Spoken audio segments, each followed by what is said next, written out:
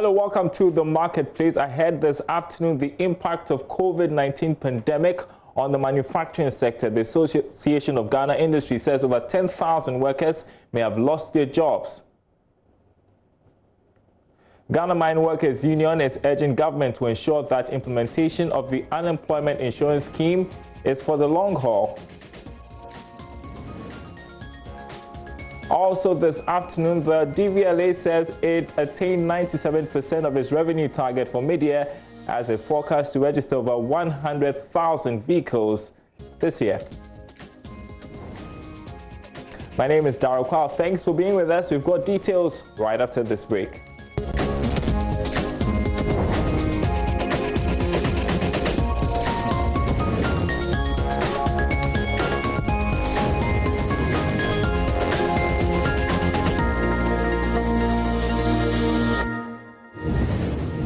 Welcome back to our program this afternoon. In our first story, the Association of Ghana Industry says it's conducting its own assessment on how many manufacturing sector workers were affected by layoffs as a result of the COVID-19 pandemic.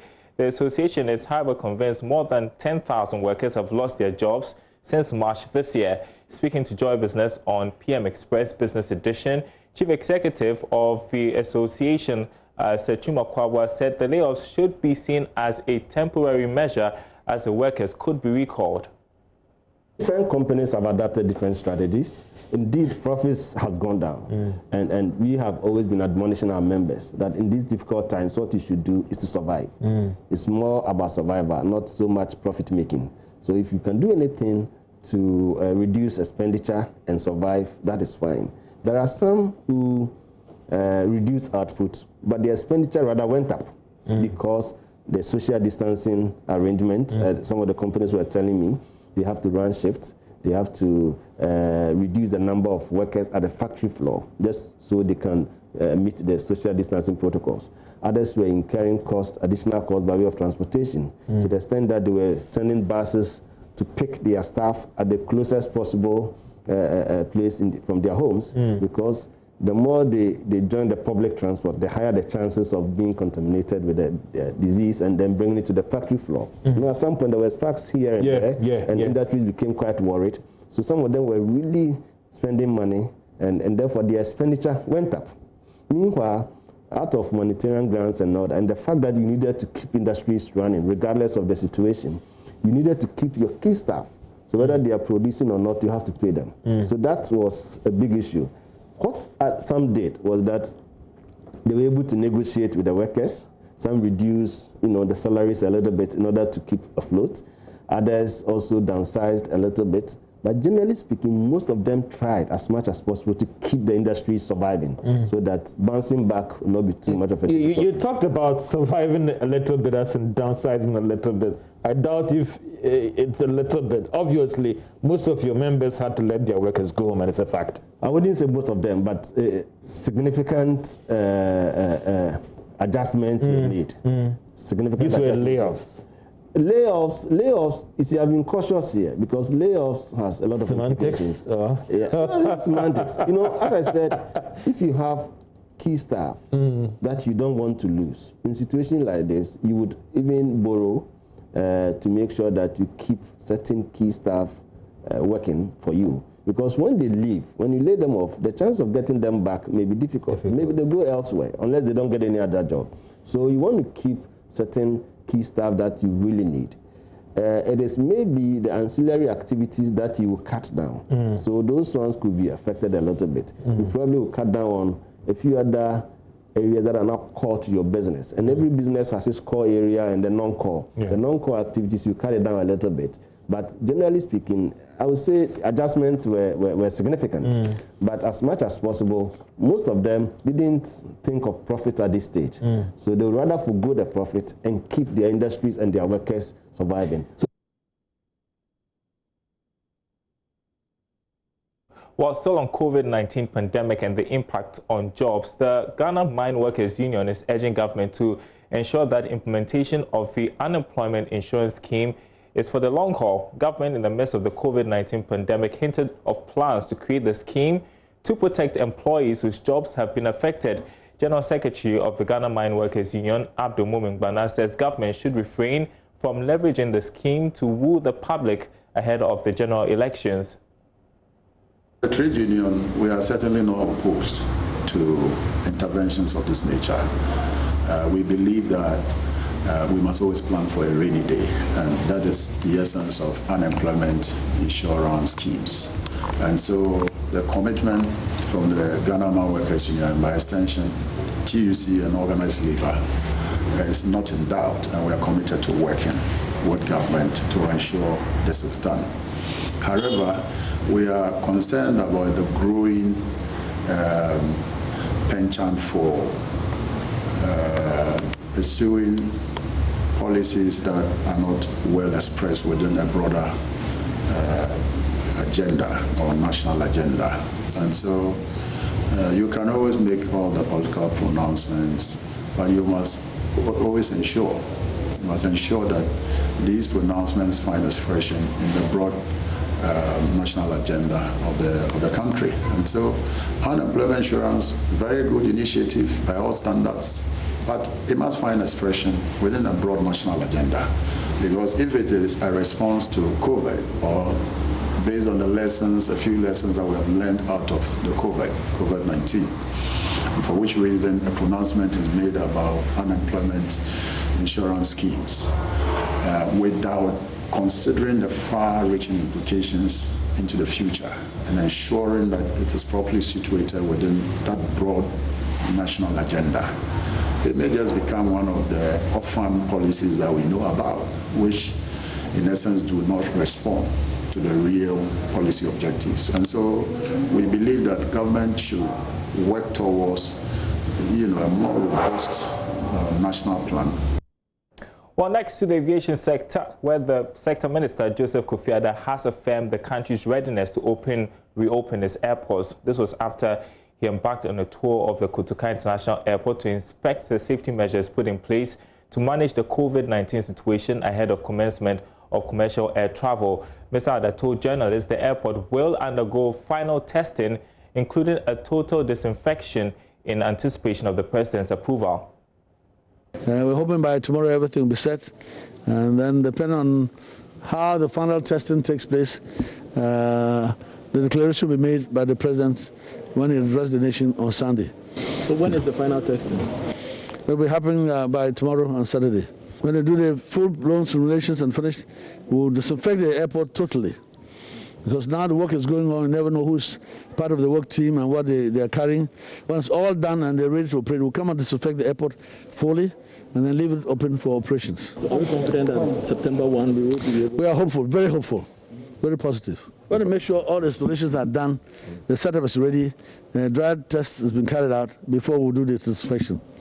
So that should actually be at least not earlier than 24 or 48 hours before we actually start operating. We want to make sure it's really sanitized decently enough. All the standards are being shared globally. Yes, we know it's a new disease, and all the agencies involved, all the stakeholders are doing their standard operational procedures and revising and sharing. I think at the end it would all be a collective approval of what is best suited for us to get this done. But certainly the very final bit will be sanctioned by WHO and AWUAH as well. From air transport to road transport, and the Driver and Vehicle Licensing Authority has achieved 97% of its revenue target for the first half of this year. It is, however, attributing the slight dip in the revenue to the impact of COVID-19 on the economy. Speaking to Joy Business, Deputy Chief Executive in charge of operations, Prince Opoku-Edusei, said its forecast is to register 121,000 vehicles this year. The half-year review that we just completed, we were almost hitting the target, but the variance wasn't that much. Usually, our operations is quite cyclical, so you have the first quarter we have a lot of vehicle registrations the first quarter of every year.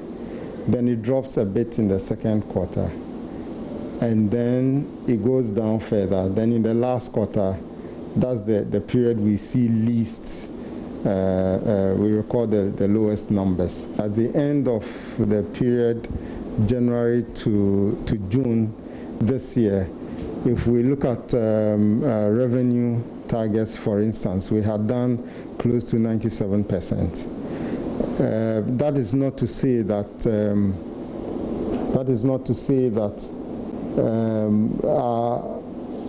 I mean, you know, as much as we are a road safety organization and everything we do impacts road safety, we also generate some revenue for government, and so we wear two hats, so to speak, and you always have to have a very good balance, of course, while placing road safety ahead of anything financial.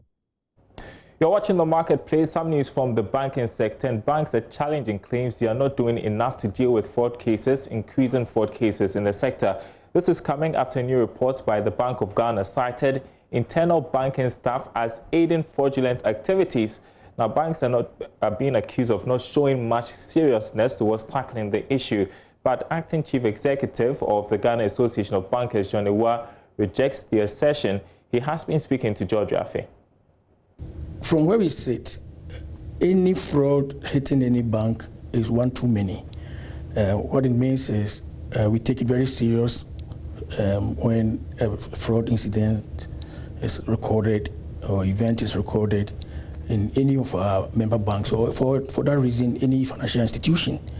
Unfortunately, because of how the report was put together, it's difficult to decipher how much of it is attributable to, of the increase, is attributable to mainstream universal banking, that is our member institutions.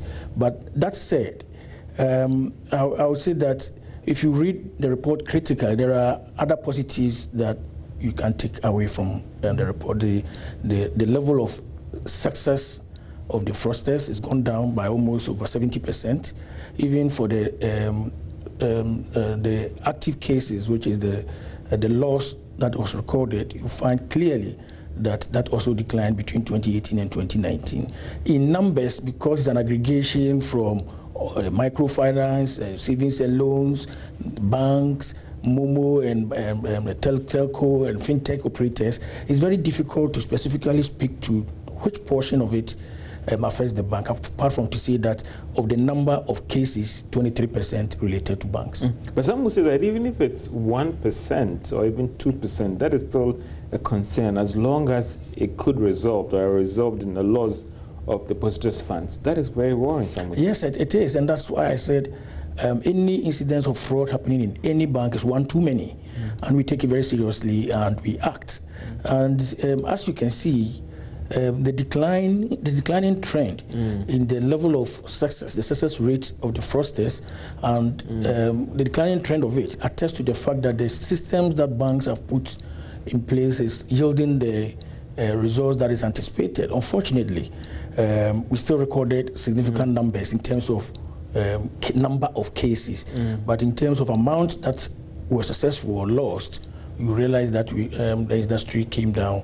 I'm talking about the entire country. The fraud cases for the financial services sector came down. And again, it is even possible that within that population, the portion that belonged to the banks would have come down significantly, but we do not have that data set at the moment to speak intelligently on. But speaking to the Bank of Ghana, it is clear that if it hadn't been heightened supervision and the directive about banks reporting fraud cases within 24 hours, these things wouldn't have come up, because that's what we have. That's the perception now that you have to take the regulator to instruct all these players that report all fraud cases within 24 hours. These things would have gone unannounced. No, it would. In fact, reporting of fraud cases has been with the banks for as long as I have been around in terms of working in the industry. We've always had to report fraud incidents on occurrence to the even when you do not have the full facts. You have to give the highlights to the Financial Stability Department for them to have view of what is happening before even, in some cases, you talk to the CID or the police to assist in the investigation. So banks have been up and doing, and to the extent that the cases have gone up, but the losses have gone down. We take some positives from it, but then there's a lot more work that banks must do to ensure that the level of fraud in the environment goes down. Now, the digital market is no doubt one of the most profitable areas to invest in right now in the country. Various entrepreneurs continue to create services on mobile applications to make life easier. So how about an app that offers various transport and logistics services? The solution is Trotro app, and today on the Joy Business Van, we meet the techpreneur behind the service. Business Van, my name is Samuel Kankambuat, and welcome to Trotro World Service Limited.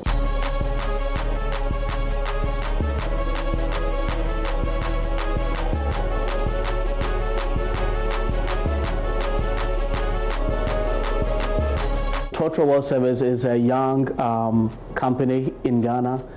What we are doing, we're seeking to be the go-to company when it comes to human mobility and logistic movement across continent. Samuel Kankambuating had been living and working in the States for quite a while, offering tech solutions to various institutions.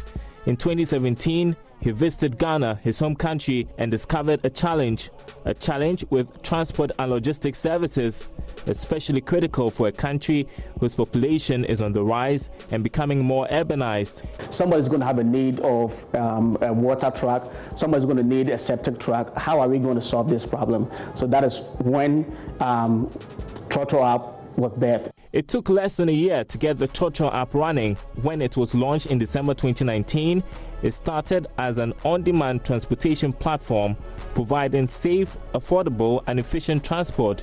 In just a couple of months, Trotro World Service has expanded to provide logistics services. We are offering over 15 transport services currently. Today, if a Ghanaian have a need of a tow truck, you don't have to call your uncles, nephews, cousins, and brothers and sisters, church members to say, hey, do you know somebody that owns a septic truck or a tow truck? You just simply have to get on the Trotro app and you can request for a septic truck, tow truck, mini truck, tricycle. If you need a dispatch rider to move a document or an item from point A to point B, same way, get on the Trotro app. If you need a tow truck to move your vehicle for you, same way on the Trotro app. If you need tipper truck, sand and stone to move stones or sand to your construction site, the same thing. So we want to be able to become the company or the go-to company for all things transport. Samuel and his team are leveraging the digitalization drive in Ghana at the moment to provide their services.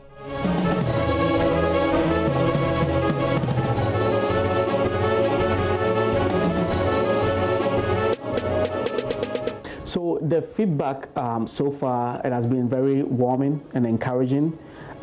We've had people from, I must say, almost all the regions in Ghana calling us, when are we coming over there to lunch as well, because they also need, some of them also provide this type of transport services, and so they're calling us from Takoradi. Some of them even have bought, they've actually gone out of their way to buy motor tricycles, waiting for us to come and lunch so they can start some dispatch. One of the companies working closely with Trotro World Service Limited is Motor King, which assembles and supplies tricycles. Doing? Fine. Great. Haven't seen in a while. How you been? Welcome, Samuel. Okay, all right. Thank you. Okay, please take this seat. Oh, So all right. Thank you. so how's the business? It's going great. It's going fantastic. And how you been in MK, Motor King International? How you guys been? It's also fantastic, and we're also making some. The Trotro app has on board about 600 drivers and 3,000 riders. That's in just 2 months. So what's the biggest challenge for Samuel at the moment? For most of the drivers, a lot of them out there, they are non-smartphone users. So when you asking somebody who is a non-smartphone user to download an app, you know, that's going to be a showstopper. So that means they need to get a smartphone before you can actually onboard them to the platform.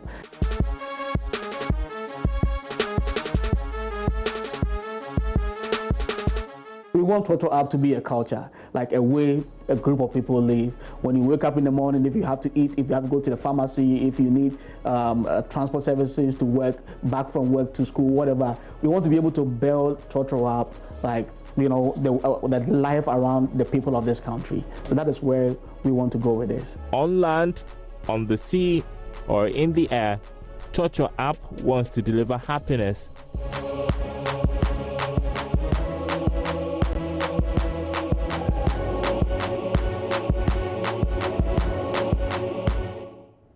And finally, for today's program, the Joy Business Quick Take, where Managing Director of the Ghana Stock Exchange, AWUAH, has made a passionate appeal to President Akufo-Addo to reconsider introducing some tax incentives to for investors to attract businesses onto the capital market. For a short while, maybe we can look at it again to see how best that can attract some of the companies to utilize the market. Because this is very important in making the stock exchange become relevant in the development of this economy. If you don't get companies to raise capital where they can expand and then grow and employ more people, then the stock exchange has no relevance. And that is why it's important that we keep on hammering on the fact that we need to get Ghanaian entrepreneurs, Ghanaian companies to raise long-term capital through this market. And there's more on that and other stories on our website, myjoyonline.com/business. My name is Darryl Kwao. Thanks for watching The Marketplace. Up next, Election Brief with Arba Kumsin.